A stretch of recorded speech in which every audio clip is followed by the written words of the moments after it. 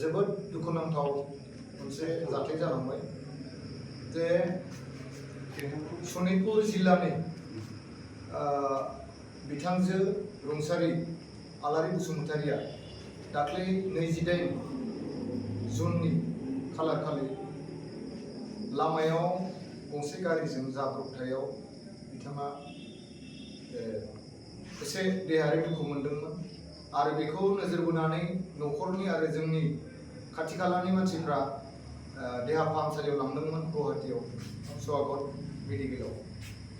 नाथाय बिथांखौ जोबोद फाहामथाय होनो नाजानायावबो बिथाङा माने मोजां देहासिम गिदिंबोफिनाखिसै। बिथाङा मैया बेलासे रुंसारि जालांबाय। जों जोबोद दुखु नांदों।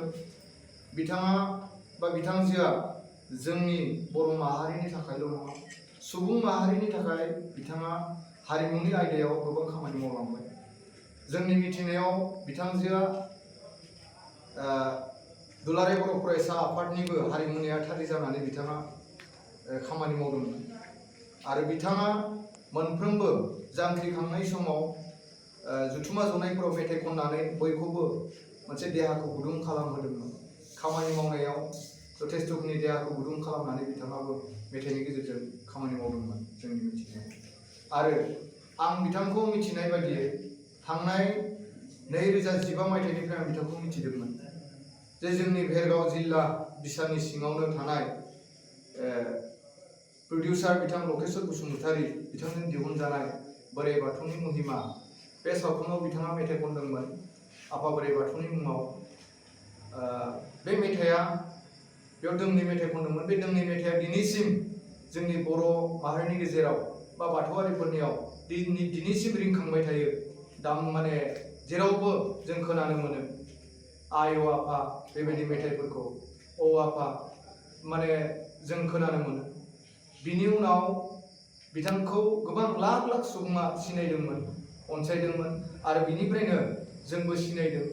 आरो बेजों लोगोसे बिनि उनाव मोनसे आबुं सावथुन आरो दिहुनबावदोंमोन जेराव बाथौ थान्दै 2016 मायथाइयाव बेयावहायबो बिथाङा मेथाइ खनदोंमोन आरो बे सावथुनाव आंबो फाव खालामनो खाबु मोनदोंमोन।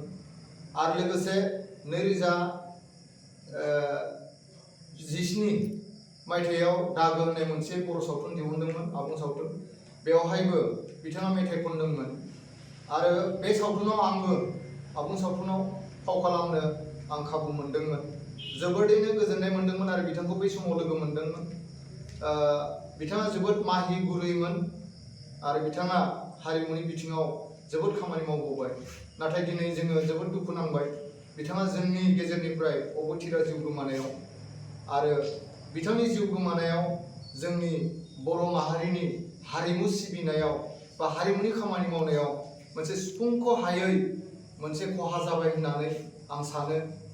आरो दिनै बिथांनि जिउमाया जाहाथे जेरावखि थाया मानो बेवहायनो गोजोनै थाथों आरो बिथांनि मावना गालांनाया अरायबो जोंनि सुबुं माहारिनि गेजेराव गोजोरै थांनानै थाथों बेखौ मिजिंथिनानै जोंनि बर'नि मिरु महरगिरि आफाद एबा बिसाया बिथोन हरदों जे मोनफ्रोमबो जिल्ला आफादफोरा आलारि बाथि फोजोंनानै बिथांनि सावगारिनि सेराव धुप धुनासो सावनानै इसोरनि सेराव आर'ज गाबनांगौ।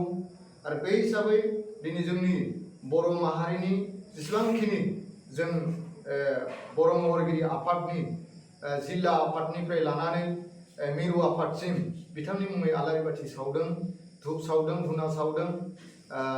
आरो जोंबो भेरगाव जिल्ला महरगिरि आफादा दिनै बिथांनि मुङाव जोङो आलारि बाथि फोजोंदों आरो जों आसा खालामदों दिनैनि बे आलारि बाथि सावनायनि गेजेरजों जों बिथांनि जिउमाया जाहाथे आलो गोजोनै थांनानै थायो जों मिजिंथिबाय। आरो जों जाहाथे बिथांनि मावना गालांनाय बायदि आरो बिथांनि मुंखौ जों अरायबो गोजोर खालामनानै जों लाखिनो जों नाजागोन आरो जोंनि सुबुं माहारिया अरायबो नाजानांगोन। आरो बेवहाय जों बर' माहारिया बयनिख्रुइबो बांसिन दायित्व दं होननानै आं सानो। आरो बिथांनि मावना गालांनाय जिथु आदब खायदा, बिनि गारां, बिनि मेथाइ खननाय, बिनि सिस्टेमफोरखौ जाहाथे जोंनि उथिफुनाय जिखिना जाखांफुनाय महरगिरिफोर बिथांमोना मोजां मोनसे आब्रुथिजों मावलांगोन आं बेखौ मिजिंथिबाय। जायखिजाया जोबनायाव आङो बयखौबो आं साबायखर बावदों दिनै बिथांनि जानानै बयबो इसोरनि सेराव आर'ज गाबनायनि